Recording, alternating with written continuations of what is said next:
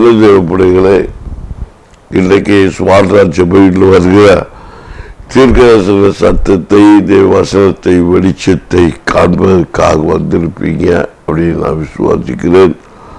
அமிதமாக கிருபைக்காய் காத்திருக்கும் ஒவ்வொரு பிள்ளைகளையும் இயேசு வாழ்கிற ஊழியத்தின் சார்பாகவும் இயேசு வாழ்கிற ஜபையில் வருகிற தீர்க்கதரிசன சத்த இந்த டிவி ஊழியத்தின் மேன்மையாக கருதி வாழ்த்துகிறேன், வரவேற்கிறேன். கர்த்தர் உங்களை ஆசீர்வதிப்பதாக. ஆமென். உங்கள் எதிர்பார்ப்பை அறிந்து விளக்கி வசனங்கள் சொல்லிக் கொண்டிருப்பதுதான் தீர்க்க தரிசன ஊழியம். ஜீசஸ் லிவிங் இவாஞ்சலிக் மினிஸ்ட்ரி இயேசு வாழ்ற ஜெப வீடு வழங்குகிற மகத்துவமுள்ள நிகழ்ச்சி உங்களுக்கு ஆசீர்வாதமாக இருக்கும் என்று நான் விசுவாசிக்கிறேன். முழுக்க இங்கு வருகிற ஒவ்வொரு வசனமும் வார்த்தையும் கர்த்தரால் உருவாக்கப்பட்டவை. ஒன்றில் சாட்சியா இருக்கலாம், இல்லை தேவனுடைய வெளிப்பாடு பெற்ற வசனத்துடைய விளக்கமாய் இருக்கலாம். என்னை கேட்கிற தெய்வ பிள்ளையே, இந்த வசனத்தை, இந்த வார்த்தையை விசுவாசத்தோடு கேட்டுக்கொண்டு உங்க கைகளிலே அதை பெற்றுக்கொண்டு இந்த வார்த்தையை பணி நடக்க, பிள்ளைகளை நடத்த, பக்கத்தில் நடந்து கொள்ள நீங்கள் கற்றுக்கொள்வீர்கள். ஆனால் உங்கள் குடும்பத்தில் மகிழ்ச்சி பெருகும். அப்போ நீங்கள் நீதிமானாய் மாற்றப்படுவீர்கள். நீங்கள் நீதிமானாய் மாற்றப்பட வேண்டும் என்றால் கடந்த நாளில் பார்த்தோம், உபவாசமும் ஜபமும் ஒரு மனுஷனுக்கு மகிழ்ச்சியையும் சமாதானத்தையும் சந்தோஷத்தையும் பண்டிகையாய் கொண்டாடுகிறது என்று தீர்க்கதரிசன சகரியா தீர்க்கதரிசி புத்தகத்தில் உள்ள வசனத்தில் நாம் வணக்கத்தை கேட்டோம். ஆமென். அப்போ பல கோணத்தில் பார்த்தாலும் ஒரு தேவப்பிள்ளைகளுடைய சபையில், குடும்பத்தில், வாழ்க்கையில் உபவாசம் ஜபம் தேவை என்பதை உணர்ந்து கொள்ளும், அறிவிக்கணும். ஒரு குடும்ப வாழ்க்கையிலே உபவாச நாட்கள் தேவை. அந்த உபவாசம் எங்கள் சபைக்குள்ளே இருக்கணும். அது ரொம்ப நல்லது. தனியாக போயிருந்தா பேயாரி தோலுக்கு மேலே உட்காந்துக்கும், பிசாசுனா பலவீனம் வந்துடும். பலவீனம் வராமல் கூட்டத்தோடு கூட்டம் பாடி துதிச்சு ஆராதிச்சு இருக்கும்போது தான் ஒரு மகிழ்ச்சி நமக்குள்ள வெளிப்படும். அதுதான் இந்த வசனம் சொல்லுவோம். 4ஆம் உபவாசம், 5ஆம் மாதத்தில் உபவாசமும், 7ஆம் உபவாசமும், 10ஆம் மாதத்தில் உபவாசமும் யூதா வம்சத்துக்கு மகிழ்ச்சியாகவும் சந்தோஷமாகவும் நல்ல பண்டிகைகளாக மாறி போகும். ஆகியால் சத்தியத்தை சமாளித்து சிநேகிகள் என்று சேனைகளின் கர்த்தர் சொல்லி. அல்லேலூயா. அப்போ உபவாசத்தோடு ஜபத்தோடு உபவாசங்களை கூட்டி நியமித்து, சபையை கூட்டி நியமித்து வரும்போது கர்த்தருடைய நன்மை, கர்த்தருடைய ஆசீர்வாதம் நமக்கு கிடைக்கணும். வசனம் உறுதிப்படுத்து. சரி, அது நமக்கு தெரிந்த காரியம். அப்போ இதை இன்னொரு வசனத்தில் என்ன சொல்லப்பட்டிருக்கிறது? ஆமீன். ஒரு மனுஷன் எப்படி மகிழ்ச்சியை வெளிப்படுத்துகிறான் அப்படின்னு சொல்லியிருக்கு. நீதிமொழி 15ஆம் அதிகாரம் 23 சொல்லப்பட்டிருக்கு. மனுஷனுக்கு தன் வாய் மொழியினால் மகிழ்ச்சி உண்டாகும், ஏற்ற காலத்தில் சொன்ன வார்த்தை எவ்வளவு நல்லது. ஒரு மனுஷன் அவன் நீதிமான உபவாசத்தோடு மாற்றப்படும் போது அவன் வாயிலுக்கு ஒவ்வொரு வருகிற ஒரு வார்த்தையும் மகிழ்ச்சியா இருக்குமா. அப்ப நம்முடைய வாயின் வார்த்தையில அதிகாரம் இருக்கு. முதலே சொன்னேன், நம்ம வாயின் வார்த்தையில அதிகாரம் இருக்கு. நான் செத்து போவேன்னா நீ செத்து தான் போவ. கண்டாளுக்கு கூட நான் ஒரு கதையை எனக்கு சொன்னது எனக்கு ஞாபகம் இருக்கு. ஆமென். வார்த்தையில அப்படி ஒரு கதையை நான் சொல்றேன்னா, ஒரு 2 பேர் அப்பனா அம்மைன்னு வச்சுக்கோங்க, புல்லை வெட்டிக்கிட்டு இருக்கார், மரத்தை வெட்டுறாரு.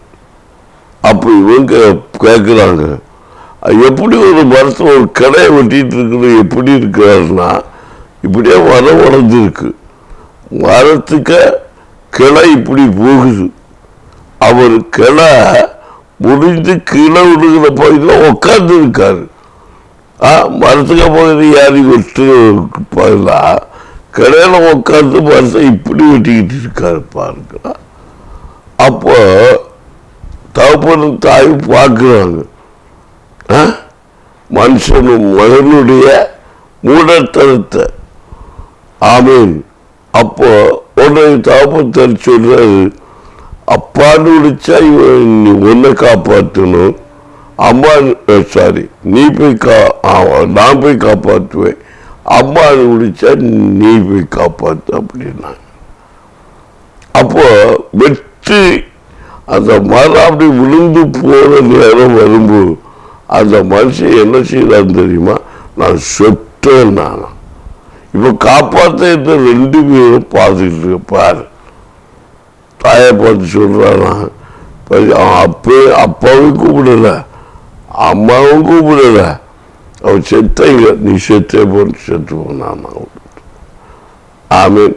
எதுக்கு? இது ஒரு வேற டப்பிங் கதை, இது ஒரு டம்மி பீஸ்ன்னு வச்சுக்கோங்க. ஆனா இன்னைக்கு சுயமா பார்க்கும்போது ஒரு மனுஷனுடைய ஒரு காரியம் எல்லாமே இல்லை. இப்படிப்பட்ட நிலைமையெல்லாம் மூட நம்பிக்கையில இருக்கிறான். மனுஷனுக்கு தன் வாய் முடிகிறான் மகிழ்ச்சி உண்டாகும். அவன் எல்லாம் அவிசுவாச வார்த்தை தான் சொல்றான். விசுவாச வார்த்தையை சொல்லி நடத்துன்னு மனுஷன் சொல்லுது. ஒரு போதகத்தை சாகும் வரைக்கும் விசுவாசம் தான். நீ என்ன பண்ணிட்ட? விசுவாசத்தை சொல்லி நடத்து. சாக போற வீட்டில் போய் இருந்துக்கிட்டு வியாதிஸ்ட உட்கார்ந்து இவன் புழைச்ச மாட்டான் அப்படி சொன்ன தவறு. எல்லாம் ஊழியத்தான் நடந்திருக்குப்பா. நான் யாரும் எங்க போகணும், எந்த கதை நம்பி கதையோட சொல்லி உங்களால் நடத்தணும். ஏசு என்ன சொன்னாரு? 2 பேர் ஜெபிக்க போகணும், அதுவும் ஒருவர் தான் ஜெபிக்கணும். பைபிள் அது நமக்கு சொல்லுது. நான் இப்போ யாரையும் கூட்டிட்டு நான் ஜெபத்துக்கு போக மாட்டேன். கூட்டா ஜெபத்துக்கு ஆயத்தமாக கூப்பிட்டு நான் வாரேன். அது ஏன் தெரியுமா? சுயத்துக்காகவும் சுய ஆதாயத்துக்கோ சுய நன்மைக்கு கிடையாது. இயேசு சொல்லியிருக்காரு, எங்க போனாலும் 2 பேரா போங்க அனுப்புதான் சொல்லியிருக்காரு. அப்ப நான் இதை மார்க்கா சொல்றேன். என் கூட ஒருவரை உனக்கு ஆள் இல்லையே, ஒருவரை பண்ணு 2 பேர் வேண்டிக் பைபிள் சொல்லுது. நான் 2 பேரா போக்குதான் ஆசைப்படுறேன். ஏன்னா கூட விசுவாசத்தோட ஆள் இல்லையே, நான் தான் வேதப்படுறேன். ஒரு ஊழியக்காரரை கூட கூட்டிட்டு போறேன், அவரை கூட போறேன். அவன் மரண படிக்கிற ஒரு தாய் இருக்கிறாங்க. நான் விசுவாச வார்த்தையை சொல்லி ஜபிக்கிறேன். நிச்சயமாக இந்த தாய் விடுதலை பெறுவாங்க சொல்லி விசுவாச வார்த்தையை சொல்லி பிழைப்பாங்கன்னு சொல்லி நான் ஜெபம் பண்ணிட்டு வாரேன். இவன் பாருங்க, நான் ஜெபம் பண்ணிட்டு வந்து சந்தோஷமா எழுப்புமா அப்படின்னு சொல்லி காய்ச்சி பூச்சி ஒரு புது ஒரு மகிழ்ச்சி அவங்களுக்கு உண்டாய் அந்த அம்மா எழும்ப ஆரம்பிச்சா. மீண்டும் நான் வந்துச்சு, ஆமீன் போன் வந்துச்சு. பார்த்து நீங்க ஜெபம் பண்ணிட்டு போன உடனே அந்த அம்மா எழும்புனாங்க, ஒரு விடி வெள்ளம் குடிச்சாங்க, கொஞ்சம் சாப்பிட்டாங்க, எல்லாம் சொல்லுவாங்க. ஆமீன். அடுத்து என்ன சொல்லுவாங்க, இப்போ சாப்பிட்டுட்டாங்கல்ல, அன்னைக்கு திரும்பியா கொண்டு விட்டுருக்கு. விசுவாச வார்த்தையை சொல்லி கஷ்டத்தை பண்டாடி ஆண்டவரை புது ஜீவனை கொடுங்க. இந்த அம்மா வாழ்ந்துச்சுன்னு சொன்னப்போ புது ஜீவன் வந்துருச்சு. வந்தோட மீண்டும் இங்க விசுவாச வார்த்தையை விட்டு ஓடுவாங்க. அப்போ இனி ஒருவேளை பழச்சிக்கும்ல அப்படின்னு ஆசிரியர் கொண்டு போவாங்க. அவன் பாசனுக்கு ஜபிச்ச விசுவாசம் போச்சு. ஆப்பே மீண்டும் கூடி அவங்க சொல்லி விடுவாங்க, மீண்டும் வீட்டுக்கு கொண்டு வந்து விடுவாங்க.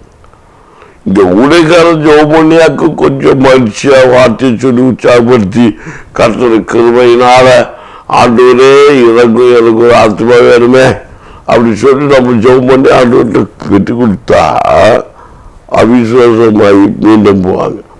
அப்ப கூட வந்து பார்த்து மீண்டும் பார்த்து உங்களை கூப்பிடுறாங்க, நீங்கள் இன்னும் ஜெபிக்க வரணுமா? நான் போய் இன்னும் போகிறேன், ஜெபம் பண்ணுறேன், விசுவாச வார்த்தையை சொல்கிறேன், அது பறிக்கல.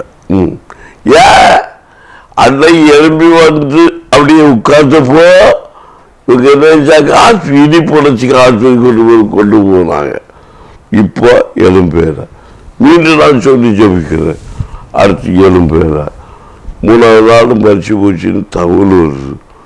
உன்னை ஜெபத்து கூட்டிட்டு போன ஆளு சொல்லு, பாஸ்டர் நீங்க சொன்ன போல நான் தெரிஞ்சேன், இது பிழைச்சாது நீ அப்படியே பார்த்தப்ப அப்படி வாய்க்கூடாத விட்டுருப்பேன்.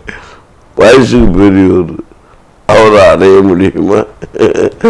அன்னையிலிருந்து இந்த கூட கூட்டிட்டு போற ஆளை நான் தவிர்க்க ஆரம்பிச்சேன். ஏன் ஒரு முறை இல்லை, நான் இங்க புடைப்பாடு விசுவாச வார்த்தையை சொல்லி நான் காடுது ஜோ பண்ணிட்டு இருக்கேன். பக்கத்தில் இருக்கிறது இந்த பார்ட்டி இது பிழைச்சாது. இவர் ஏன் இப்படி பேசிட்டு வர்றாரு? பிள்ளைகளை ஜீவன் கொடுக்க முடியாது, ஒண்ணுமே கிடையாது. நான் எல்லாமே உடைத்த சமூகத்தை சொல்றேன். இங்க எல்லாம் சொல்லியிருக்கு. மனுஷனுக்கு தன்னுடைய தாய், அந்த மனுஷனுக்கு தன் வாய் மொழியினால மகிழ்ச்சி உண்டாகும், சந்தோஷம் உண்டாகுது. சந்தோஷம் உண்டாகும்போ அந்த வியாதி அவங்கள விட்டு மாறுது, பலவீனம் அவங்களுக்கு குறையுது. நான் இன்னும் பிடிப்பேன்னா பார்த்து அது என்ன உண்டாகுது, நடப்பேன்னா பார்த்து ஆமான்னு சொல்லுவோம், நடப்புங்கிற ஒரு தைரியம் உண்டாகுது. நீ செத்தா அவன் செத்தே போவான். அதுதான் முதல் நாள் கதையை சொன்னேன், செத்தே போட்டாங்க, யாரும் கொடுக்க மாட்டாங்க. வசனம் சொல்லு, ஆபத்து காலத்துக்கு என்ன நோக்கி கூப்பிடு. நீங்க எங்க கூப்பிடுவீங்க? ஆபத்து காலத்து 108 நோக்கி கூப்பிடு. ஆபத்து காலத்தை சித்தப்பட கூப்பிடு, பெரியப்பட கூப்பிடு, காரப்படி வண்டியப்படி மருத்துவமனை போ. என்ன பார்க்குறீங்க? அப்போ விசுவாசம் நீ நடப்பா, நீ எழும்புவா. அதாவது வசனத்தோட சத்தியம் சொல்லுகிறது. காலை புரிஞ்சு கிடக்கிற நீ நடக்க மாட்டா. யார் சொல்றது? நடக்க மாட்டேன்னு சொல்லவே. நான் நிறைய காரியத்தை வெட்டி பேசி இருக்கிறேன். குழந்தை நடக்கான்னு சொல்லுவாங்க, நான் எதையும் குறித்து நான் குறைய சொல்லல. இந்த குழந்தை உலகான்னு சொல்றது யாருக்கு அதிகாரம் கிடையாது. ஒரு கிறிஸ்தவங்க வளர்ச்சி மருத்துவம் சொன்னா கூட எனக்கு கோபம் வந்து, தயவு செய்து நீங்க மன்னிக்கணும். ஒருவேளை மருத்துவ கூட நிகழ்ச்சியை நீங்க பார்த்துட்டு இருப்பீங்க. ஊனத்தவழி சொல்லக்கூடாது.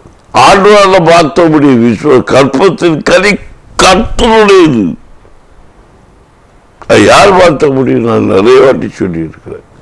இப்போ ஊழியத்தில் நிறைய நடந்துச்சு. இதே மாதிரி வளர்ச்சி இல்லை, அது பேச்சே பேசக்கூடாது. அது ஊனப்பட்டதாக இருந்தாலும் நல்லா இருந்தாலும் கெட்டா இருந்தாலும் அதை வளர்த்தி எடுத்து என்ன செய்யறது தெரியுமா? பெத்தெடுக்கணும். பெத்தெடுக்காம அது பாவம். வசனத்தின்படி இன்னைக்கு நம்ம இந்திய சட்டப்படி அது பாவம். இங்க என்ன சொல்றது தெரியுமா? தன் வாய் மொழியினால மகிழ்ச்சி உண்டாகும், பாவம் வராது. ஒரு சின்ன ஒரு பேச்சு காட்டாம், ஒரு சின்ன தீக்குச்சின்னு சொல்லி இருக்கு. வாய்மொழி மகிழ்ச்சியை கொண்டு வரும். விசுவாச வார்த்தை ஒரு மனுஷனை மகிழ்ச்சி கொண்டு வரும். மகிழ்ச்சியை குறித்து புருஷன் கேட்கணும். எல்லா மகிழ்ச்சியும் கண்டிங்க, என்ன மகிழ்ச்சி? மகிழ்ச்சி உள்ள நீதிமான் பண்ண ஊக்கமான ஜபத்திற்கு பாண்டி உண்டு. நீதிமான மகிழ்ச்சியான வார்த்தைதான் சொல்லுவான். வாயில ஒரு காலம் நெகட்டிவான வார்த்தை வராது. நான் நடக்கிறான் எத்தனையா இருப்பேன், விசுவாச வார்த்தை சொல்லிதான் இருப்பேன். எத்தனை சீட்டு நடக்க மாட்டேன்னு மற்ற விட்டாலும் எனக்கு வேற என்னது நடப்பாங்க. இந்த கட்டி ஜோமண்ணு கரையும். மற்றொரு கூட கல்யாண ஒரு தாய் அழிப்பாங்க, மறிச்சிட்டாங்க. சமூகத்தில் ஒரு மருத்துவமனையில் ட்ரீட்மெண்ட் எடுத்துட்டு இருந்தாங்க. குறிப்பிட்ட காலம் அவங்க கடிச்சு சமைக்க வந்தாங்க. எல்லாம் ஜோமணி எல்லாம் கொஞ்சம் நல்லா உற்சாகமானாங்க. போனாங்க வீட்டுக்கு, டாக்டர் செக்கப்பு ஒரு நாள் போனாங்களாம். போகும்போது எல்லாமே நார்மலாக இருக்கு. அப்போ ஒருத்தர் கேட்டாங்களாம், எங்கே நீங்கள் இப்போ ட்ரீட்மெண்ட் எடுக்கிறீங்க? சொல்லி கொஞ்சம் நாளாக காலம் இல்லை அப்படின்னு. அது ஏசு வாழ்ற ஜீவனில் ட்ரீட்மெண்ட் எடுக்கிறேன். என்ன சொல்றீங்க? அந்த ஆஸ்பத்திரி எங்கே இருக்கு? அது அந்த சபை எங்கேயா இருக்கு? மேம்பாலத்திலும் இருக்கப்பாடியில் இருக்குன்னு சொன்னாங்க. அவங்க சாட்சியில் சொல்றேன்.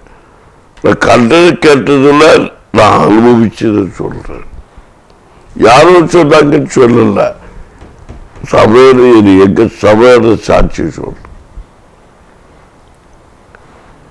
ஏன் வாயில உள்ள விசுவாச வார்த்தை பிள்ளைய பார்த்து ஆபிரகாம் சொன்ன வார்த்தை. ஆமே அப்பா எல்லாம் இருக்குப்பா. அதுல ஒரு மகிழ்ச்சி லட்சுமி கொண்டு வந்துருச்சு. வாயின் வார்த்தை. எங்கப்பா இருக்கு ஆடு? பா அங்க பார்த்து கொள்ளப்படும் பாப்பா. நீ இல்லப்பா நீதான்ப்பா அப்படின்னு இருந்தா அவங்க மரக்கட்டையை தூக்கி அவன் தலையில போட்டுக்கிட்டு ஒராக்க என்ன கொண்டுருக்கா, நீ கூட்டு போறா அவன் ஓடி இருப்பான். விசுவாச வார்த்தை. அவன் வாய் அப்படியாப்பா, சரிப்பா அதுவும் நல்லதாப்பா. இங்க இருந்து அந்த ஆட்டை கட்டி இழுத்து வெட்டி போறதுக்கு அங்க போய் கிடைக்குது இல்லப்பா. ரொம்ப சந்தோஷப்பா. அவனும் சந்தோஷமா மகிழ்ச்சியா நடந்து போயிருப்பான். ஆனா அவனுதான் பணியில கொண்டு போறான்னு அவர் சொல்லல. வார்த்தை வாயின் பேச்சு. ஆமேன். நல்லா வசனம் இன்னும் சொல்லு, நாவை அடக்காதவன் பதினஞ்ச பட்டணம் போல் இருக்கலாம். பாதுகாப்பு இல்லை. அந்த வாயில வார்த்தைதான் பாதுகாப்பு, ரட்சிப்பு, மகிழ்ச்சி. அதுதான் நம்ம நீதிமன்ற சாலமன் ஞானி சொல்றாரு. மனுஷனுக்கு தன் வாய் வாசிக்கும் நீதிமொழிகள் 15:21. மனுஷனுக்கு தன் வாய் மொழியினால் மகிழ்ச்சி உண்டாகும். ஏற்ற காலத்தில் சொன்ன வார்த்தை எவ்வளவு நல்லது. இப்படிப்பட்ட ஆபத்து காலத்தில் விசுவாசம் உள்ள வார்த்தையை சொல்லி ஆபத்தில் இருக்கிற மனுஷனை போராடி கொண்டு மனுஷனை மகிழ்ச்சியான வார்த்தைகளை சொல்லி தேற்றுவது ஆற்றுவது கர்த்தருக்கு பிரியமாயிருக்கிறது. அவன் மகிழ்ச்சி அடைகிறான். அவ்வளவுதான் போச்சு அப்படின்னு அவன் அப்படியே போயிட்டான். சத்தமோ நினைச்சு அப்போ மன மகிழ்ச்சி. விசுவாச வார்த்தைய ஆபிரகாம் சொன்னது போல பைபிளையும் சொல்லலாம், நம்ம சாட்சியிலையும் நிறைய சொல்லலாம். விசுவாச வார்த்தை. நான் ஒரு நகைக்கு கதை கூட சொல்லியிருக்கேன். நகையை காணல கிடைக்குமா துக்கம் இல்லை. நேற்று கரைச்ச வார்த்தை எங்க புள்ள ஒரு விசுவாச ஊழியக்காரியோட புள்ள ஒரு செயினை புள்ள செயினை ஸ்கூலில் தவற விட்டுட்டு வந்துட்டாங்க. அப்போ கிடைக்க மக்களே, நீ போய் தேடுப்பார், ஸ்கூலுக்குள்ள போய் தேடு கிடைக்கன்னு. அந்த நேரத்தில் மட்டும் கவனிங்க, நான் சிரிக்கிறேன். கிடைக்காதுமா அப்படின்னு நான் சொல்லியிருந்தா அந்த பிள்ளைய எங்க சகோதரர் அடிச்சிருப்பாங்க. செல்ல பிள்ளைதான், நாங்க வளர்க்குற செல்ல பிள்ளை அடிச்சிருப்பாங்க. நான் சொன்னேன், மக்களே போய் மக்களே தேடுங்க போங்க அப்படின்னு தேடி போனாங்க. பாருங்க, பிள்ளை அடிக்கல, முதல்ல நல்ல ஒன்றும் பேசல, திட்டல. அவன் கரைச்சிக்கிட்டு அப்பா ஒரு பொருக்க செயின் அசால்ட்டா நிற்கிறான். அதுவே போடுற கஷ்டமோ பெரிய கஷ்டம். எனக்கு அந்த புள்ளருக்க முகத்தை பார்ப்பேன், அவளுக்கு சகோதர பிள்ளைங்க முகத்தை பார்ப்பேன். ரெண்டு இருக்க முகத்தையும் பார்த்துக்கிட்டு கொஞ்சம் கூட கூட இருக்காங்களே நம்ம வார்த்தை கேட்டு நான் யோசிச்சுக்கிட்டே இருக்கிறேன். இவன் எதுங்கள முகத்தில் பிள்ளைய பார்த்து சொல்லிடுமா மூக்கு சொல்லிடுமா பார்த்து இப்போ என்ன செஞ்சா கேளுங்க. என்ன மக்களை செஞ்சா காஞ்சி போச்சு பார்த்து எங்க மக்களை இழைஞ்சா தெரியல பார்த்து அப்படின்னா பாருங்க. நான் விசுவாச வார்த்தையை சொன்னேன்.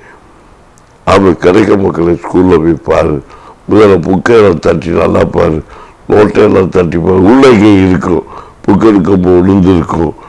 பேக்கில் அவுட்டும் ஒவ்வொரு காரியமாக சொல்லி சொல்லி சொல்லி நான் விசுவாச வார்த்தையை சொல்லி வந்தேன். அவளுக்கு பிள்ளைக்கு அடிக்கடிக்காக மாறிச்சு. ஆனால் அந்த விசுவாச வார்த்தையை கண்டு கர்த்த பறிக்கும்படிக்கு செய்து சனிக்கிழமை பாருங்க, வெள்ளிக்கிழமை கழிஞ்சது, திங்கக்கிழமை அவங்க கையில் செயின் கிடச்சிருக்கு. மகிழ்ச்சி.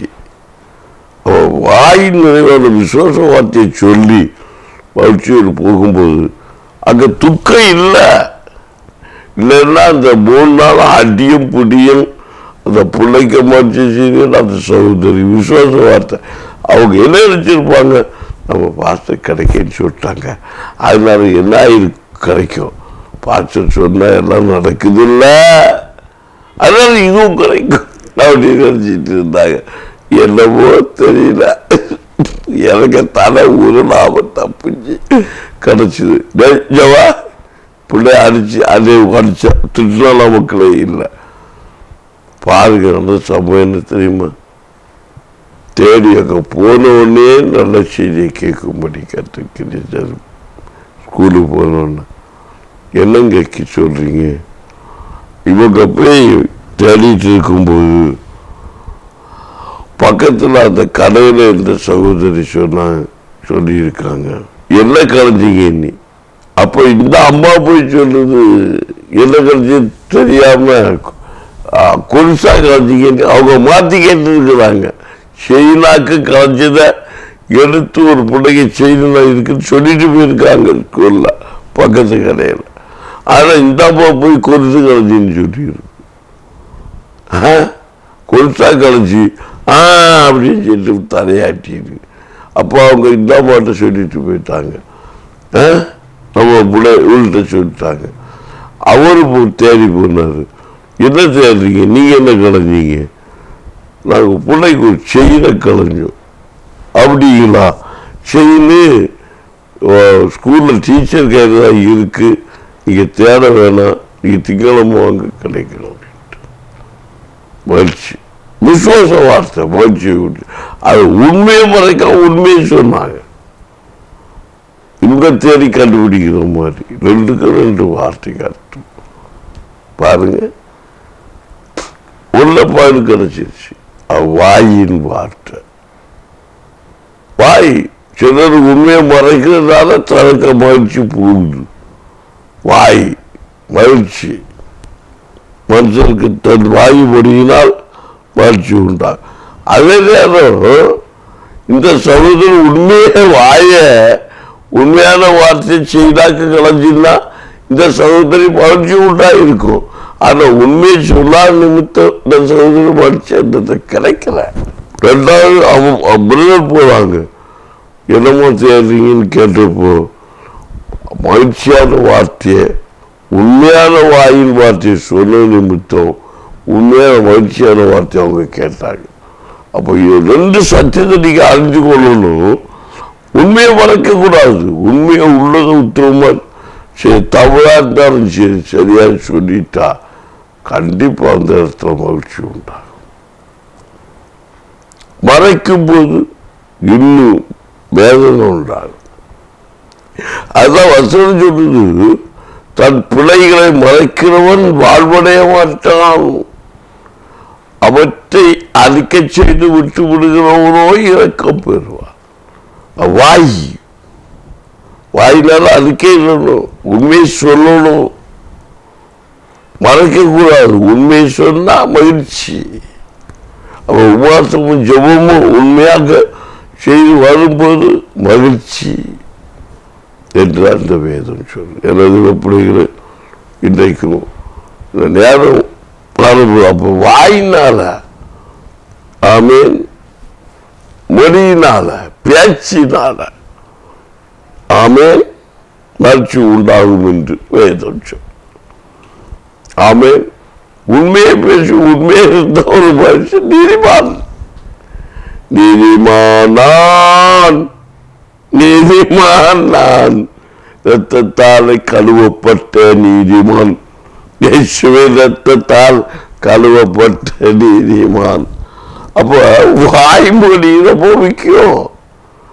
எத்தனையோ சாட்சியை சொல்லாச்சு, எத்தனையோ வசனத்தில் சொல்லப்பட்டிருக்கு. உண்மை எத்தனை வசனத்தில் தான் இதுக்கு ஆடா கோரா வசனத்தோட கதை சொன்னேன், எனக்கு சாட்சியை சொன்னேன், என்னுடைய வாழ்ந்து புறப்பட விசுவாச வார்த்தையை சொன்னேன், எல்லாரும் அவங்களுக்கு சொல்லியிருக்கேன்.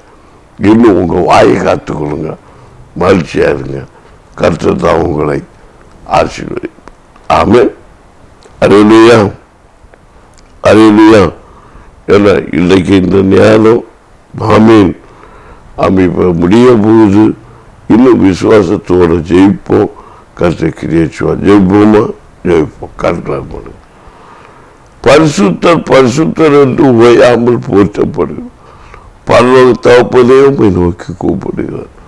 பரிசுத்த ஆவியானவரே, சங்கீதக்காரன் சாலமன் ஞானி எங்களுக்கு சொல்லப்பட்ட வார்த்தையின்படி மனுஷனுக்கு தன் வாய்மொழியினால மகிழ்ச்சி உண்டாகும் என்று சொன்ன எங்கள் வாய்களை காக்கும்படி கிருபைத்தார். நடக்க முடியவில்லையே என்று சொல்லியிருக்க சகோதரி, உன்னால் நடக்க முடியும். எலும்பு பிரகாஷ் ஒளி வந்தது, கர்த்தர் மகிமை உண்மை துரியம் முதித்தது. என்னால் செய்ய முடியாது, நினைக்காத முடியும். எலும்பு ஈஸ்வரன் நாமத்தில் ஜெபி. கனியோடு விதை, கனியோடு விதைக்கிறவன் கம்பீரத்தை அறுக்கிறான், அறுவடை நாண்டு நீ அறுப்பாய், முடிவு வரைந்த நிலை நிற்பாய், மகிழ்ச்சி உனக்கு உண்டாகும். இயேசுவின் நாமத்தில் இந்த வியாதியை நான் ஜெயிப்பேன், மரணத்தை ஜெயிப்பேன், பாவத்தை ஜெயிப்பேன், சாபத்தை ஜெயிப்பேன், நான் மகிழ்ச்சியாய் இருப்பேன், நான் நீதிமான், நான் மகிழ்ச்சியாய் இருப்பேன். இந்த வியாதி என்னை தூக்கப்படுத்த முடியாது, வியாதி மாமை வேலைப்படுத்த முடியாது, இந்த வியாதி கலக்கடிக்க முடியாது, இந்த கடன்பார என்னை கலக்கடிக்க முடியாது. நான் இந்த கரத்தை தீர்ப்பேன், தீர்த்துக்கு இலவசமாக கொடுப்பேன். சொல்லுங்க, இலவசமாக கொடுப்பேன், இலவசமாக எனக்கு பொருத்தனை பண்ணு. அவன் ஆண்டோர் கொடுப்பேன்னு சொல்லியதை விட அவன் என்ன ஆசீர்வதித்தான் இலவசமாக கொடுப்பேன்னு பொருத்தனை பண்ணு. அவன் நான் கடைசியில் கிடக்கேன், எனக்கு கடந்தா நான் இலவசமாக கொடுப்பேன். சொல்லுமா, அது எப்படி பாஸ்டர் நாங்கள் இலவசம் ஜெபி, இந்த கடை தீர்ந்தா நான் இலவசம் கொடுப்பேன். நான் சொல்றேன், நீ சொல். உன் நாவினால் சொல்ல, நான் சொல்றேன். இப்போ அவுட் தேவனுடைய காரன் கட்டளை கொண்டிருக்கிற நீ சொல்ல, கடல் சொல்லிக் கொண்டிருக்கிற சகோதரி, நான் சொல்லுகிறேன், நீ சொல்ல. இயேசுவின் நாமத்தில் கடல் தீரும்படிக்கு நான் கடல் தீரும்போது இலவசமாக கொடுப்பேன் என்று ஒப்புகிறது. ஜெபி, உன் வாய் மகிழ்ச்சியை கொண்டு கொடுப்பேன், உன்னை கொடுக்கும்படி கர்த்தர் கிரியை செய்வார். கடல் ஆவியன் உன்னை ஒதுக்கி வைக்க மாட்டான். மகிழ்ச்சியாயிரு. நான் கொடுக்க போறேன், எல்லாருக்கும் இலவசமாக கொடுக்க போறேன்னு சொல்லு. உன்னை மகிழ்ச்சியாய் வைப்பா. உடா வைக்காதப்பா சோபரிப்பா. வியாதிப்பட்டு நடக்க முடியல, துக்கத்தோடு இருக்கிற மகிழ்ச்சியாக இருப்பேன். ஆமென். ஹalleluya. உலகக்கரபஷபரிபாலா நிகத்துபாலமி இயேசு மனமகிழ்ச்சியாயிரு. உன் வேண்டுதலை கர்த்தர் நிறைவேற்றுவார். தபி கத்துமாலா ஏக்கத்துமாலமா நீ மகிழ்ச்சியாயிரு. மனமகிழ்ச்சி நல்ல மருந்து, வியாதியில் சுகம் கொடுக்கும். மனமகிழ்ச்சி நல்ல ஒரு கலக்கத்தை மாற்றும். மகிழ்ச்சியாயிரு. என்ன வந்தாலும் துதிப்பேன், என்ன வந்தாலும் ஜெபிப்பேன், என் தேவனை போற்றுவேன் என்று சொல்லி துக்கப்பட்டார், பாடப்பட்டார். ஆனா இல்லாமல் போனாலும் நான் மகிழ்ந்து களி கூறுவேன் என்று சொல்ல. மகிழ்ந்து களி கூறு மகனை பயம் வேண்டாம். மகிழ்ந்து களி கூறு மகனை பயம் வேண்டாம். மன்னவர் இயேசு உன்னடு பெரிய காரியங்களை செய்கிறார். இயேசுவின் நாமத்தை எழுந்தது பிரகாசி. கர்த்தரை ஊழியன் மேல் உயிர்த்து கொண்டிருக்க நான் காண்கிறேன். கர்த்தருடைய கிரியை செய்யும்படி கர்த்தர் அற்புதம் செய்து கொண்டிருக்கிறார். நன்றி போல தகப்பனே, என் பிள்ளைகளுக்கு அற்புதம் செய்கிறபடிய நன்றி, விடுதலை கொடுக்கிறபடிய நன்றி, சமாதானத்தை கொடுக்கிறபடிய நன்றி. இயேசு நாம் மட்டும் இடத்தை கிரியை நடப்பி கிருபைக்கிறோம். நன்மையாய் நிரப்பும், ஆசீர்வதி கனப்படுத்தும் நல்ல பிதாவே. ஆமென்.